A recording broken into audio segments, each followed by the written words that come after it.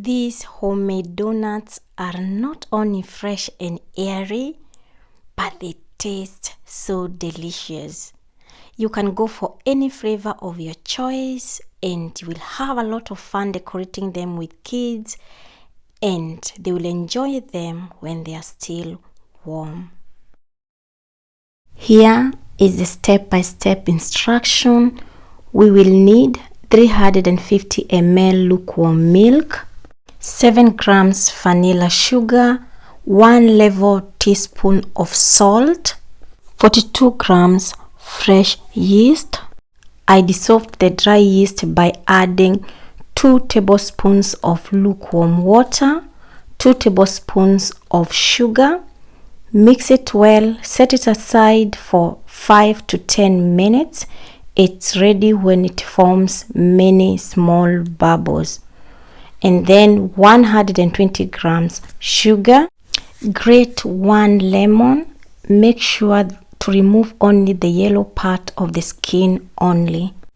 70 grams soft butter, 2 eggs and 2 egg yolk for more tender donuts. 830 grams of all-purpose flour that I have already sifted.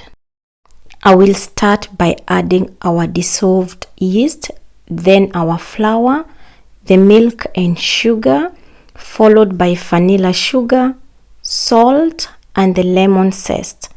It's a very easy process, by the way.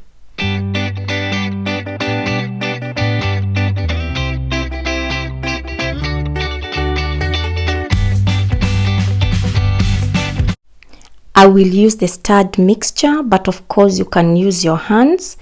I will be adding the eggs one by one and the soft butter as last. Here I continue adding the flour. The reason why I'm not adding the flour at once is because I am going for a very soft dough and I need to notice when I reach the right consistency. Depending on how big your eggs are, you might need 20 grams of flour more or less.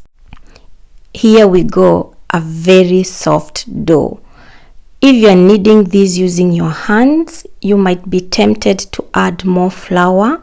A tip: keep your hands oiled when you are kneading so that you are not tempted to keep adding more flour. We need the dough to remain as soft as this. Go ahead and cover your dough with a plastic wrap and keep it in a warm place for 45 to 1 hour or until it doubles in size. Here, as you can see, the dough has doubled in size and I will start working on it. See how soft it is. Dust your working surface with a bit of flour. Try and roll the dough evenly and have the same thickness, so about 6 to 8 millimeters, so that your donut can puff up really well and they will be more airy.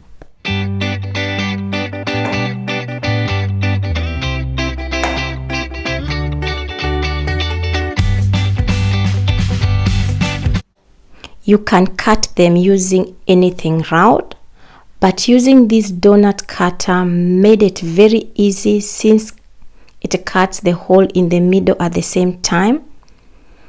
If you are planning to be making donuts often, it's not a bad investment.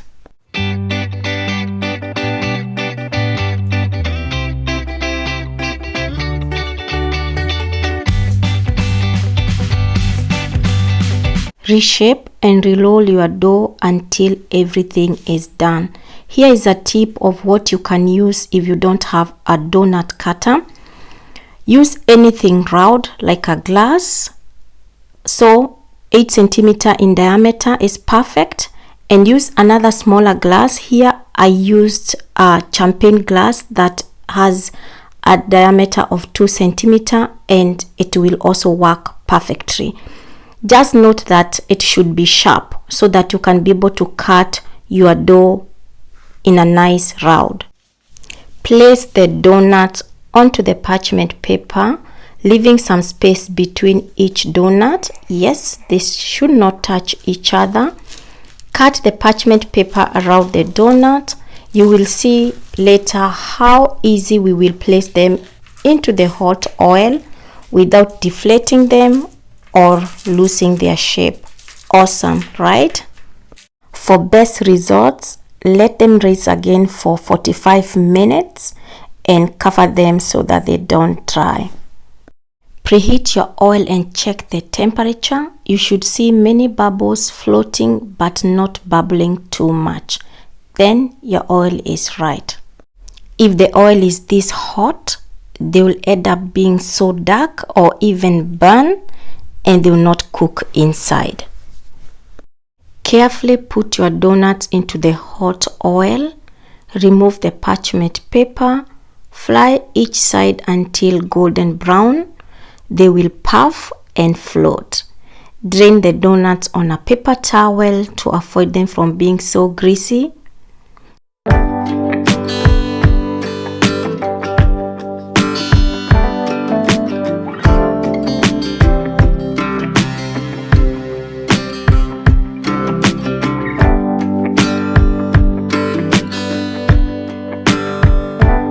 This donut holder came with a donut cutter, and it's perfect for helping me to be able to dip the donuts without touching them.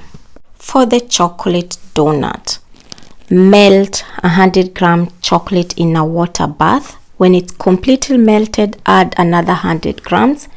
Mix well until you get a smooth consistency. Your melted chocolate will have the right temperature.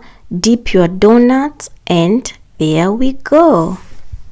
For the glazed donuts, which is actually my favorite, I used 250 grams powdered sugar, add 35 grams water and 1 tablespoon lemon juice, and for them to be shiny, add 1 tablespoon coconut oil.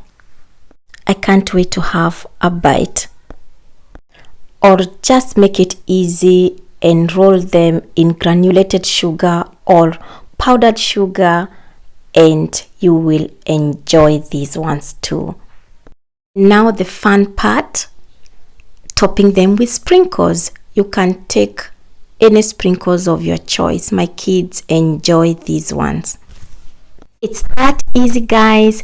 If you enjoyed this video, please give me a thumbs up and subscribe to my channel. And until next time, bye bye.